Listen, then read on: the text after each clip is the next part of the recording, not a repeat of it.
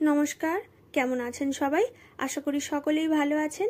আমি চুমকি আরও একবার আমার চ্যানেলে আপনাদের সকলকেই স্বাগত জানাই। আজকের এই ভিডিওতে আমি আপনাদের ডবল কাটরি ব্লাউজের ফ্রন্টের পার্ট স্টেপ বাই স্টেপ সেলাই করে দেখাবো।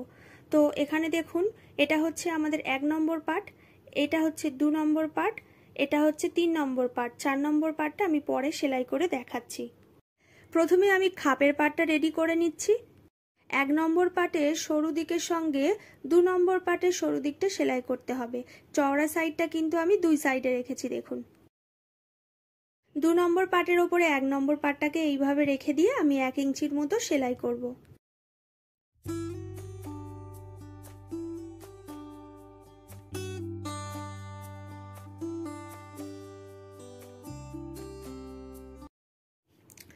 এরপর 2 নম্বর পার্টে টেকিং দিতে হবে। তো টেকিংটা কিভাবে দেব দেখুন, 2 সাইডে যে জয়েন্ট পার্ট আছে, এই দুটো জয়েন্ট পার্ট একসঙ্গে প্রথমে আমি এইভাবে মেলাবো। দুটো পার্ট এইভাবে মিলিয়ে নেবার পরে 2 নম্বর পার্টে মিডিল থেকে টেকিং দিতে হবে। 2 নম্বর পার্টটা কিন্তু এইভাবে একটা দিক বড় এবং একটা দিক ছোট হবে। এটা কিন্তু এই রকমই হবে, কখনোই কিন্তু এইভাবে সমান করে টেকিংটা দিতে যাবেন না। এইভাবে রেখেই কিন্তু 1 ইঞ্চির মতো করে মিডিল থেকে টেকিং দিয়ে দিতে হবে। টেকিং দেওয়ার পরে খাপটা দেখুন কতটা সুন্দরভাবে এখানে রেডি হয়ে গেছে। আর এত সুন্দর খাপ রেডি করার জন্য অবশ্যই কিন্তু আপনাদের কাটিংয়ের ভিডিওটি ফলো করতে হবে। এই ভিডিওর ডেসক্রিপশন বক্সে আমি কাটিংয়ের ভিডিওর লিঙ্ক দিয়ে রেখেছি, অথবা আপনারা আই বাটনে ক্লিক করলেও কাটিংয়ের ভিডিওর লিঙ্ক পেয়ে যাবেন। এরপরে 3 নম্বর পার্টটা এর সঙ্গে সেলাই করতে হবে।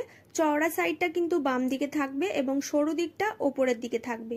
কখনোই কিন্তু পার্টটাকে ঘুরিয়ে নিয়ে সেলাই করবেন না, এটা কিন্তু ভুল। কখনোই কিন্তু এইভাবে ঘুরিয়ে নেবেন না।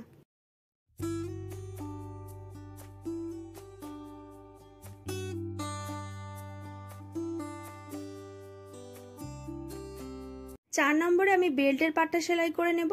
তো বেল্টের পার্টটা সেলাই করার জন্য বেল্টের যে সরু দিকটা আছে সেটা কিন্তু বাম দিকে থাকবে এবং হুক পট্টি যেখানে হবে সেই সাইডে কিন্তু এই চওড়া দিকটা থাকবে।